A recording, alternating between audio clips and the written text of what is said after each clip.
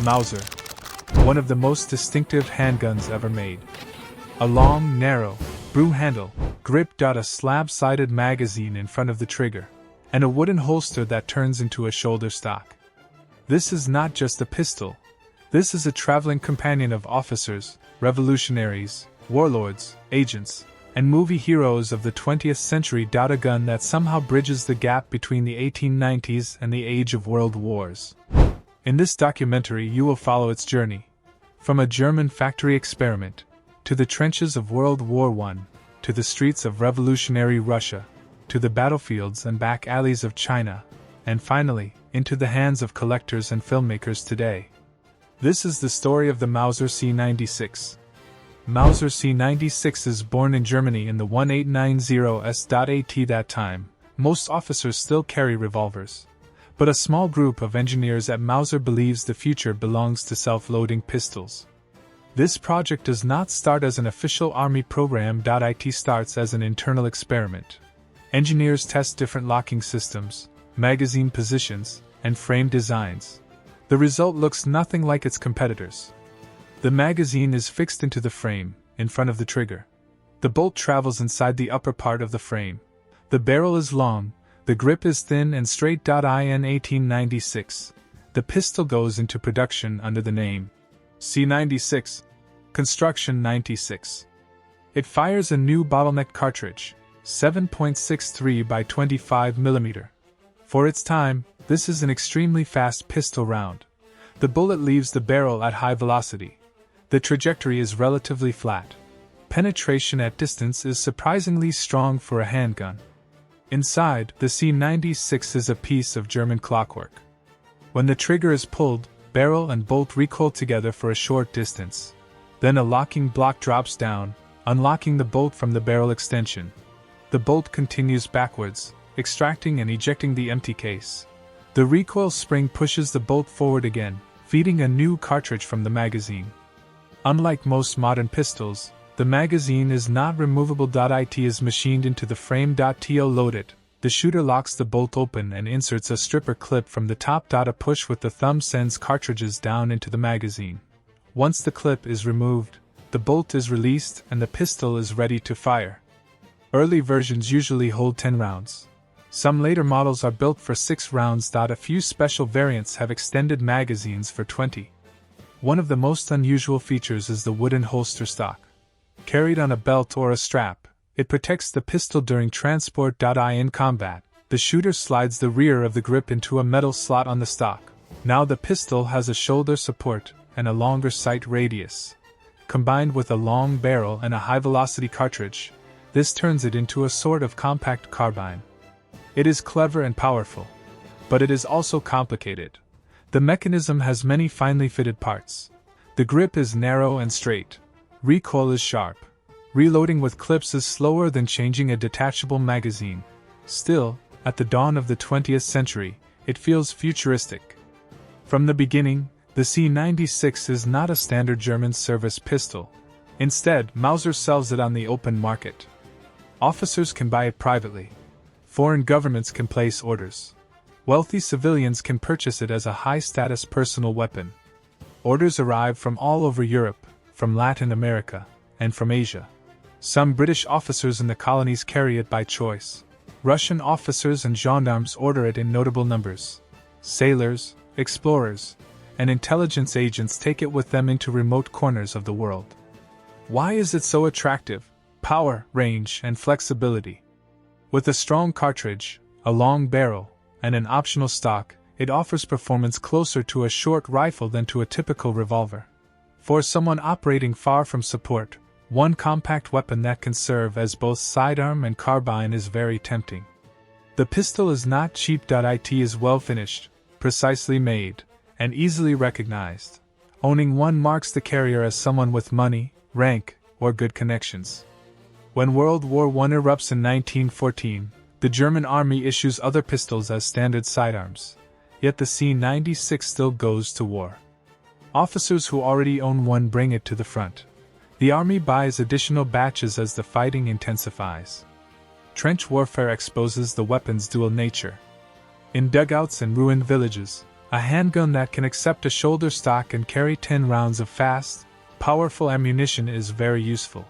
Some special models are produced with extended magazines and automatic fire. In the right hands, they work almost like early submachine guns. At the same time, mud and dirt are constant enemies. The close-fitted mechanism does not love sand and neglect.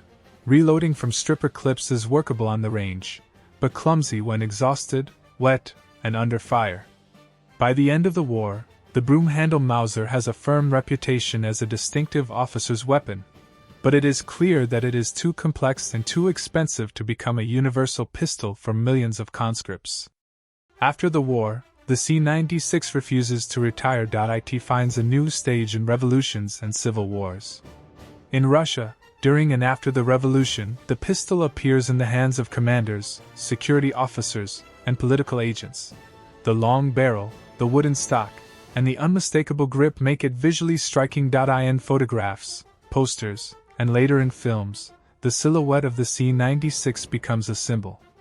Over time, the Red Mauser turns into a shorthand for early Soviet power. If an artist wants to show a revolutionary commissar or a secret policeman, a broom handle in a wooden holster is the perfect prop.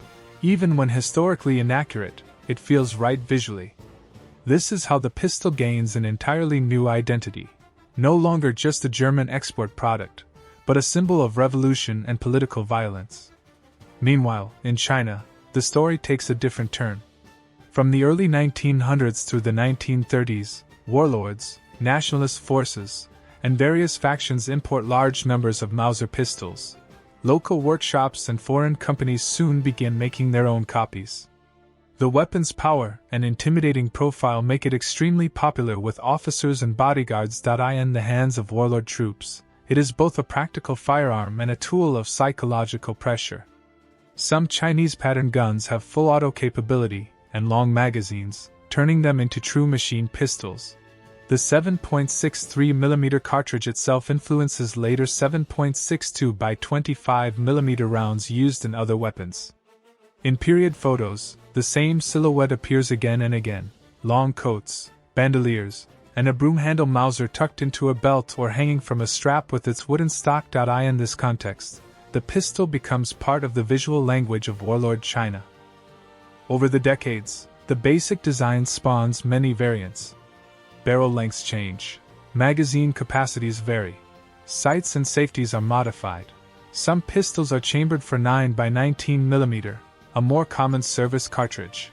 These are often marked with a large 9 on the grips, sometimes filled with red paint, to warn users not to load the wrong ammunition. Foreign manufacturers, especially in Spain and China, produce unlicensed or semi-licensed clones. Some are faithful copies. Others only imitate the external shape while using completely different internal mechanisms.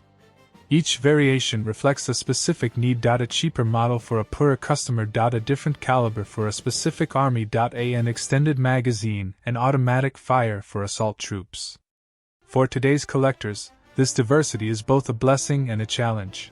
Identifying exactly what a particular broomhandle is, its origin, exact model, and production period, often requires expert knowledge and close inspection of markings and machining details. By the time World War II escalates, the age of the C96 is fading. New pistols with detachable magazines are easier to train with, easier to produce, and easier to maintain. They are smaller, lighter, and better suited to industrial mass warfare. Production of the broomhandle declines. Other designs take over as official service pistols. Still, some older Mausers continue to see use. Veterans keep them as personal sidearms. Stocks of remaining pistols are issued where newer guns are in short supply. In some hands, the old design fights its last battles, even as the world around it modernizes. But the real afterlife of the C96 will not be on the battlefield. It will be in culture. The silhouette of the Mauser C96 is too good to forget. Long barrel, magazine in front of the trigger, broom handle grip, wooden stock holster. Filmmakers and prop designers love it. They put it in the hands of characters who need to look dangerous, unusual, or exotic. Sometimes they keep it close to the original. Sometimes they modify it, turning it into blasters and fictional weapons in science fiction universes. Video games and comics repeat this process. The outline of the C96 becomes a visual reference point. In the real world, collectors hunt original examples. They value the pistol for its intricate engineering, historic connections, and unique aesthetics. On the range, a well-maintained broom handle still shows why it earned such a reputation: flat trajectory, strong impact, and the feeling of shooting a miniature carbine rather than a simple sidearm. More than a century after its birth, the Mauser C96 is no longer a practical service weapon, but as a piece of mechanical art, a witness to revolutions and world wars, and a cultural icon. It remains unmatched.